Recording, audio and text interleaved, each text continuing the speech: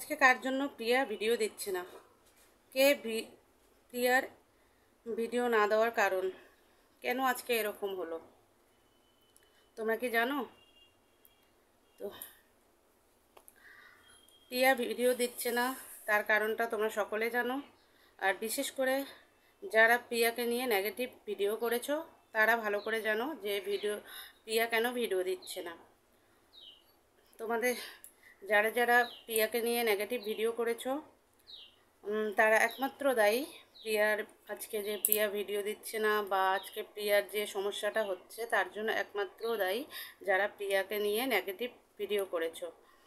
তো এটাই আজকে আমি তোমাদেরকে বলবো। তার আগে আমার পরিচয়টা দিচ্ছি। I am Babita. তো ববিতার চ্যানেলে তোমাদের সকলকে অসংখ্য ধন্যবাদ।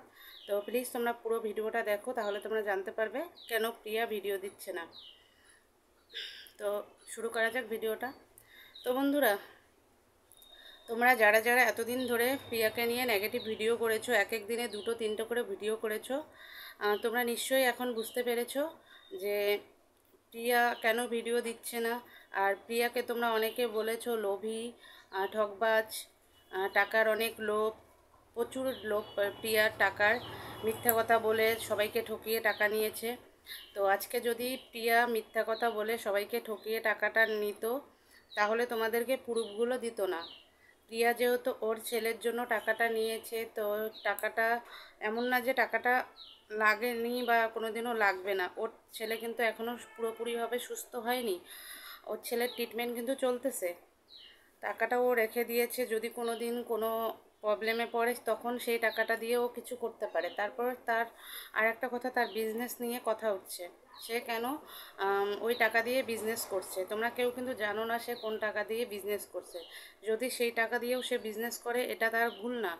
সেই টাকাটা হয়তো বিজনেসে লাগিয়ে তার যদি কিছুটা উপার্জন হয় সেটা দিয়ে সে তার ছেলের ট্রিটমেন্টটা করতে পারবে, কোনো প্রবলেম হবে না।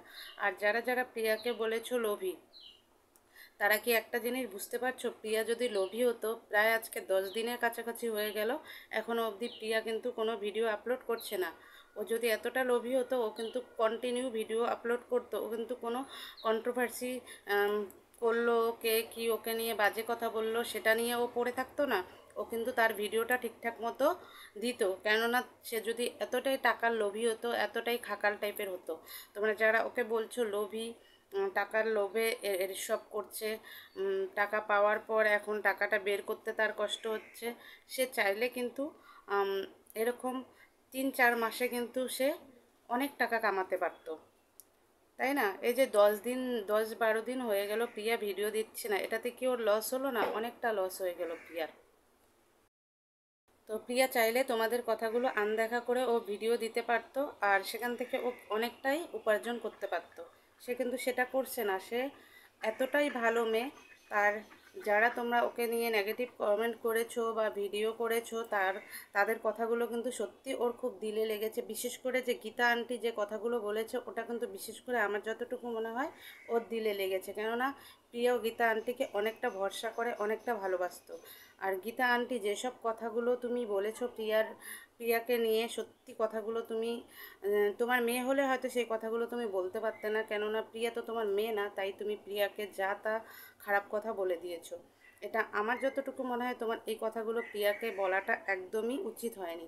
তুমি চাইলে প্রিয়াকে কথাগুলো ভালো মতো বলতে পারতে বুঝিয়ে, কেননা এমন না যে আমাদের মতো তোমার কাছে প্রিয়ার ফোন নাম্বার নেই, তুমি প্রিয়ার সঙ্গে কোনো কন্ট্যাক্টে নেই, সেটা না। কিন্তু তুমি প্রিয়ার সঙ্গে তুমি সব চাইলে যখন তখন কথা বলতে পারো। তোমার কাছে এমনকি প্রিয়ার কন্ট্যাক্ট নাম্বারও আছে। তুমি যখন তখন প্রিয়াকে তুমি ফোন করে বলতে পারতে, যে ভালো মতো বুঝিয়ে বলতে পারতে যে প্রিয়া তোমার তুমি এই এই এই টাকাটা দাও, এই টাকাটা দিলে হয়তো রূপার মেয়ের ভালো হবে। তুমি কিন্তু সেটা করোনি, তুমি ডাইরেক্টই ভিডিও করেছো।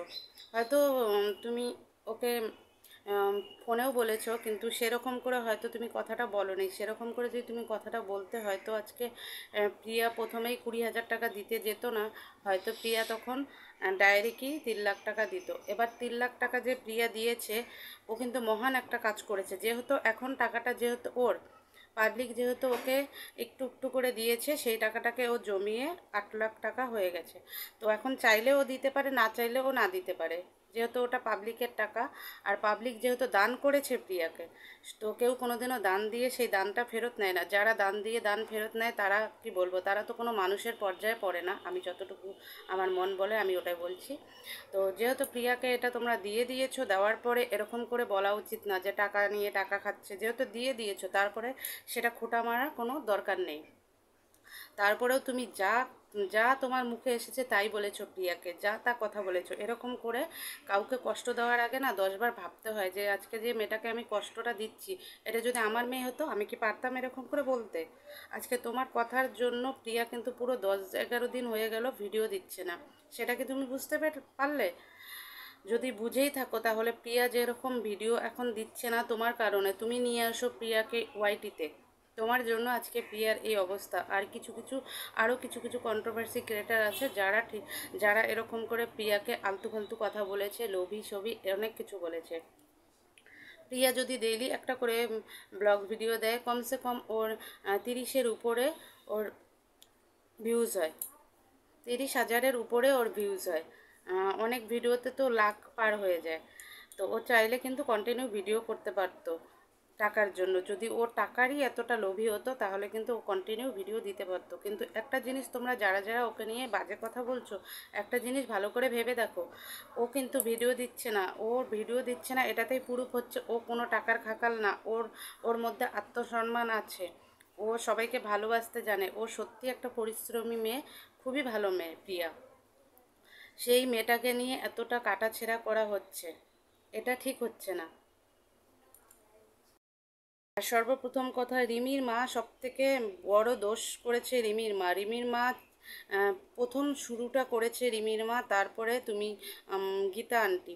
তো রিমির মাকেও বলছি, তুমি টাকাটা পেয়েছো, তোমার মেয়ের ট্রিটমেন্ট হচ্ছে, আমি কি সবাই চায় যে তোমার মেয়েটা খুব তাড়াতাড়ি সুস্থ হয়ে যাক। আর একটা কথা, তোমার নিজের মেয়েকে সুস্থ করতে গিয়ে অন্য একটা মেয়েকে অসুস্থ করাটা কোনো দরকার ছিল না। তো এখন তোমার কর্তব্য, তুমি প্রিয়াকে যতটা পারো প্রিয়াকে বোঝাও, তুমিও বোঝাও। এবং গীতা আন্টি আরও যারা যারা প্রিয়াকে নিয়ে নেগেটিভ ভিডিও করেছো তারা প্রিয়াকে বলো ভিডিও দিতে। কেননা তোমাদের জন্য একমাত্র প্রিয়া ভিডিও দিচ্ছে না, তোমরা হচ্ছ মেন কারণ।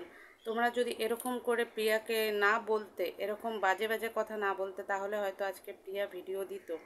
আজকে প্রিয়া বিছানায় পড়ে আছে। আমি প্রিয়ার জায়ের একটা ভিডিওতে দেখলাম যে প্রিয়া একদম বিছানা থেকে উঠতে পারছে না।